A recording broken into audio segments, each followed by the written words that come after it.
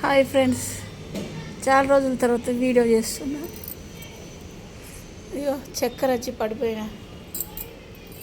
ఆగిట్లా మమ్మీకి డాడీకి శాత కాదు, నన్ను పట్టుకున్నారు, కూర్చున్నారు.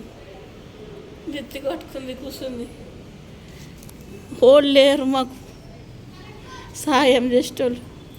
మా మమ్మీకి లేరు ఎవ్వరు, మా నాన్నకి లేరు ఎవ్వరు. ఇయ్యాలనే ఒక వార్త తిన్నా, మెర్సీ కిల్లింగ్ ప్రభుత్వం ఒక అతనికి అనుమతి ఇచ్చిందంట. అది కూడా నాకు మెర్సీ కిల్లింగ్ ఆ ప్రభుత్వం నాకు అనుమతిస్తే మంచిగా అనిపిస్తుంది. వాళ్ళని ఎంతకంటే కష్టపెట్టాలా నేను. డయాలసిస్కి వెళ్ళి వచ్చి చక్కెర వచ్చి పడిపోయినా. ఇక్కడ సాయం చేసే వాళ్ళు ఎవరు లేరు. నా వాళ్ళు ఉంటే ఎవరు లేరు నాకు. మా అమ్మ నాన్న కూడా ఎవ్వరు లేరు.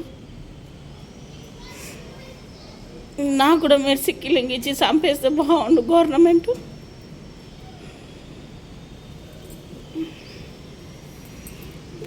అందరుండి అనాథ బతుకులైనాయి మాకు.